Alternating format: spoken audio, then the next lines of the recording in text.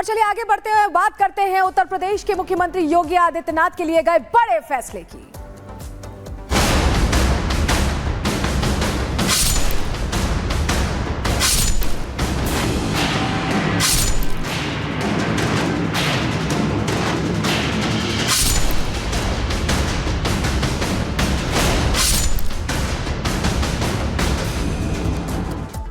हाल ही के दिनों में कई ऐसी तस्वीरें सामने आई जहां खाने में थूक मिलाकर परोसी जा रही थी या यूरिन मिलाकर जूस परोसा जा रहा था और उसको लेकर प्रश्न खड़े हो रहे थे। तिरुपति विवाद भी जब सामने आया उसके बाद उत्तर प्रदेश के मुख्यमंत्री ने बड़ा फैसला लेते हुए ये कह दिया उन्होंने कि अब जो रेस्टोरेंट्स हैं, जो होटल्स हैं, उन्हें सीसीटीवी इंस्टॉल करना होगा और पूरी तरह से हर चीज की जानकारी देनी होगी कि दुकानदार कौन है, प्रोपराइटर कौन है, कितने लोगों को एम्प्लॉय किया गया है, उनका वेरिफिकेशन कराना होगा। यानी योगी आदित्यनाथ ने बता दिया है कि उत्तर प्रदेश में ऊंची दुकान और अशुद्ध पकवान नहीं चलेंगे। रिपोर्ट देखिए।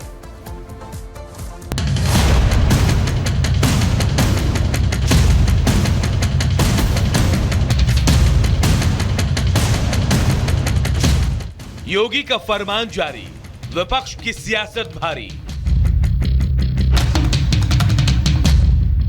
ढाबा रेस्टोरेंट को फरमान, विपक्ष क्यों परेशान।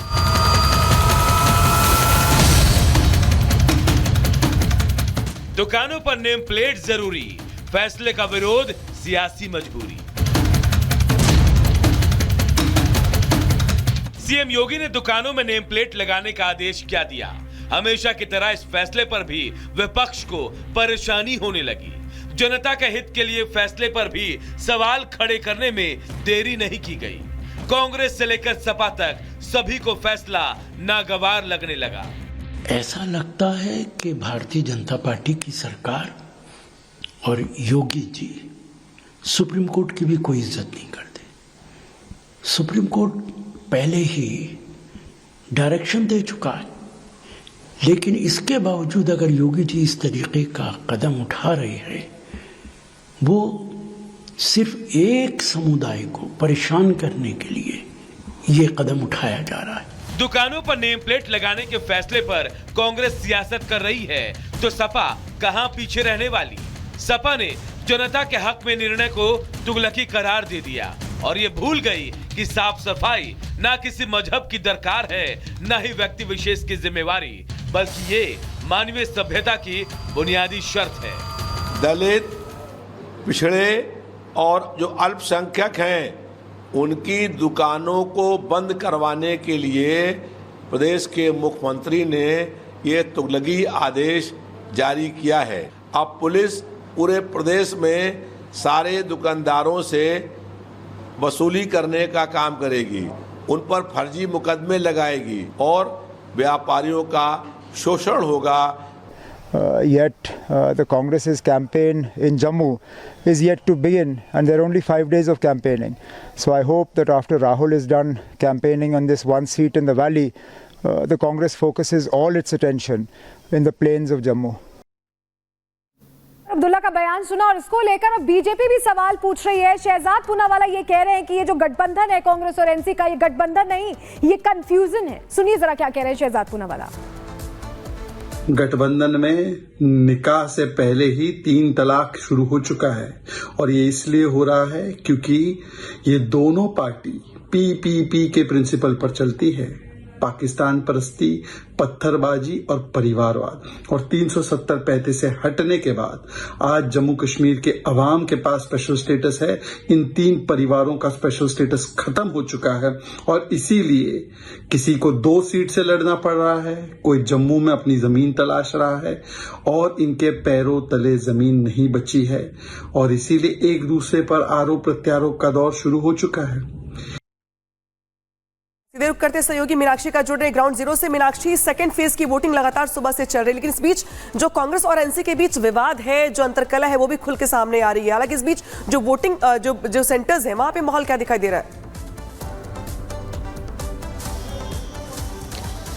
बिल्कुल, देखिए सबसे पहले बात कर लेते हैं उमर अब्दुल्ला ने जो बयान दिया है। उमर अब्दुल्ला थोड़ी देर पहले ही आए थे यहाँ पर, वोट कास्ट करके वो अपना गए हैं, लेकिन इस दौरान उनसे एक सवाल पूछा गया था जिसमें पहले तो मेरी आवाज़ सही करिएगा प्लीज़।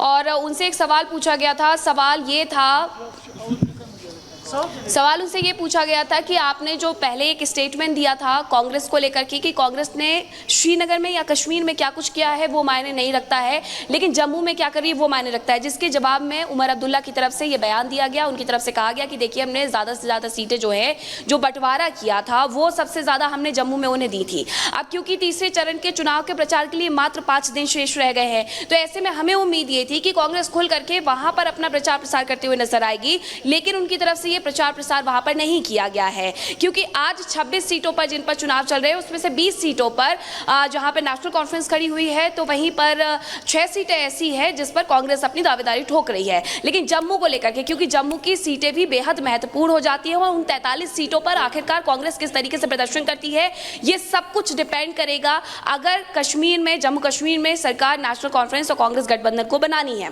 उनके द्वारा यह भी कहा गया था कि नेशनल कॉन्फ्रेंस और कांग्रेस का जो गठबंधन है वो मजबूती के साथ खड़ा हुआ है, लेकिन वो यहाँ इस बात से बिल्कुल भी नहीं चूके। ये बात वो याद कराते गए कि राहुल गांधी के द्वारा या उनकी पार्टी के द्वारा, कांग्रेस के द्वारा उतना प्रचार प्रसार वहां पर नहीं किया गया जम्मू में जितना कि उन्हें करना चाहिए था।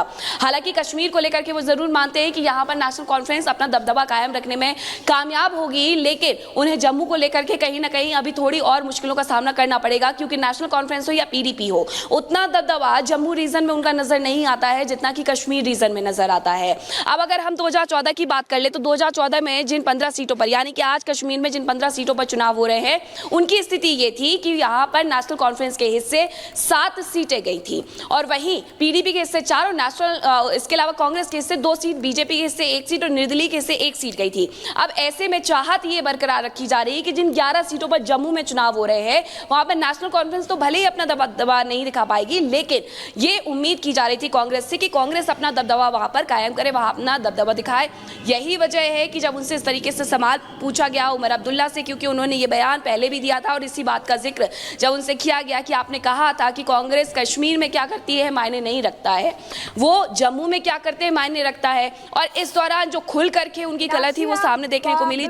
मीनाक्षी अब लगातार ग्राउंड जीरो से एक तस्वीर बता रही हैं, चुनावी गणित समझा रहे हैं, लेकिन इसी बीच दर्शकों को बता दें कि जम्मू कश्मीर में आज दूसरे चरण का मतदान हो रहा है। इसी को देखने के लिए 16 देशों के राजनयिक जम्मू कश्मीर के दौरे पर हैं।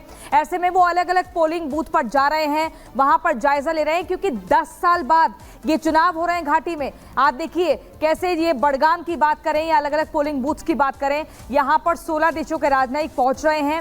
यहाँ पर देखिए जायजा ले रहे हैं, देख रहे हैं कि कैसी चुनावी प्रक्रिया है, क्योंकि 10 साल बाद चुनाव होना एक बहुत बड़ी बात है, एक ये महत्वपूर्ण बात है। और इसी को देखने के लिए 16 देशों के राजनयिक पहुंचे हैं, 26 सीटों पर यह मतदान हो रहा है।